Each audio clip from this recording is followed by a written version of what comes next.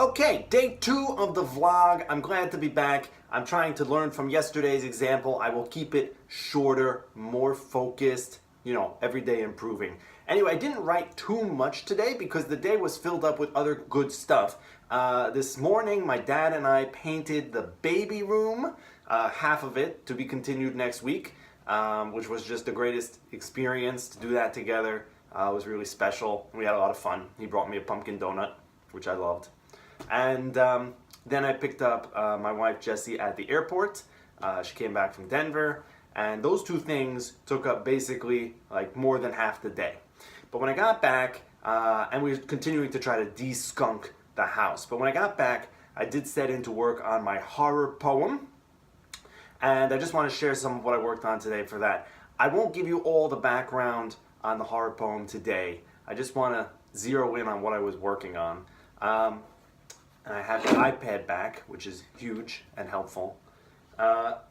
So what I'm trying to do here is describe the view out of my apartment into this parking garage. And the parking garage is empty at night. There are no cars. It's just an orange light glowing in the garage, and this is my view from the apartment. And I was thinking a lot about it and what that view was like. And I wanted to draw this comparison between the empty concrete garage and a Japanese rock garden. So I thought that would be a cool comparison. So I wrote this, and the thing is with 7 beats per line in couplets. And later, I'll explain why, but later it'll expand to 8 beats per line.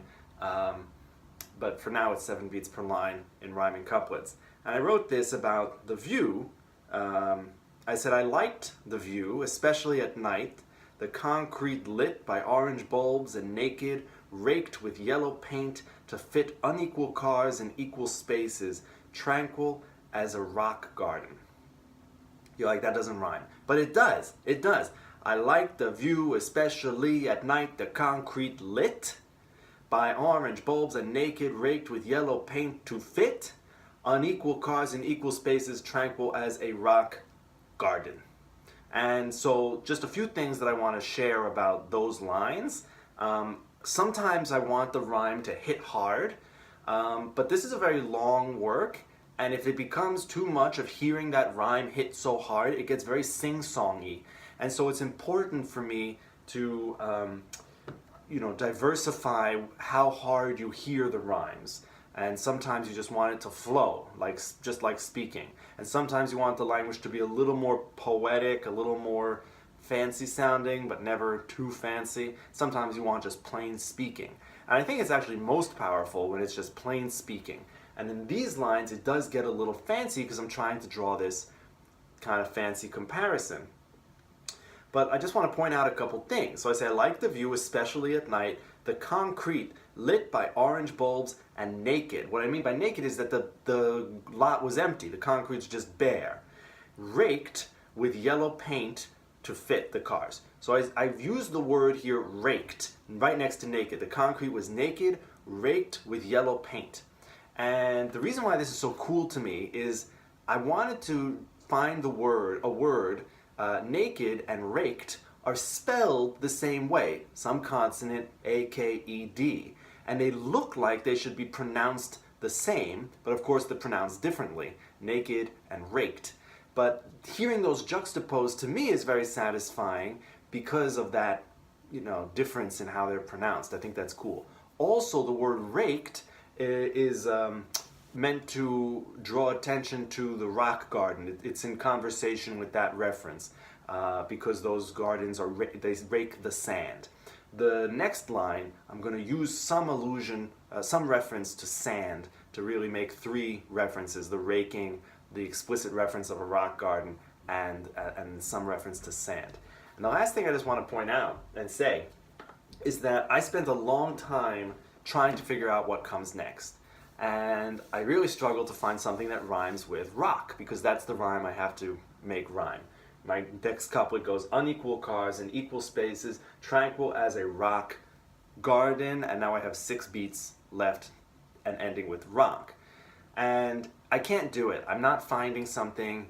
I'll try again tomorrow, sometimes a fresh start. I'm trying to avoid saying Zen garden because I think that is, I prefer the word rock to the word Zen, even though it'll be easier to find a good natural sounding rhyme for Zen because the N sound has a ton of rhymes. But I would love to use the word rock. It's not working. I mean, of course there are many words that rhyme with rock, but I'm having trouble filling out that line to end that way. So when that happens, and I don't want to force it, right? It has to be a natural sounding thing. So, and things I've tried include saying that looking at this concrete empty garage is very meditative for me, and it's like resetting my internal clock.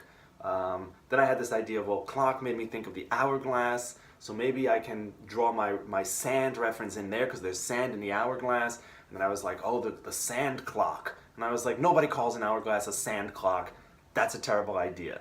Don't speak the way nobody speaks. That's rule number one. Write the way people speak. I mean, you can fix things. You don't have to include all the errors of people speaking, but I don't want to write something like the sand clock. That's ridiculous. But so clock wasn't working. Then I thought, oh, well, maybe it will knock all the noise out of my head, things like that. None of this was sounding right to me. So I'm pretty resolved, I think, to going with Zen garden instead of rock garden, just so that I can have the rhyme I need. But I think that's kind of interesting. You know, I could force it to have one word, or I can relent to find a better rhyme that's a more natural flow, and I think it'll work out just fine. But you know, sometimes you have to like press, and if it's not going, back off and go another way. And that's what's going on with this couplet. Stay tuned because this will get finished probably tomorrow. I'll finish that couplet and more, and I'll fill in some of the backstory. But I worked on that for quite a while. Believe it or not, just those couple lines and trying to figure out the next line took quite a while to find something that I was satisfied with. Okay, that's it for today. More tomorrow. Oh, also, one last thing. The tune that I played yesterday, I did have a realization that I need to climb on the word uphill climb. So I had written, I'm convinced at best it's an uphill climb, but it's now going to go, I'm convinced at best it's an uphill climb. That's all I got to say. All right, see you tomorrow.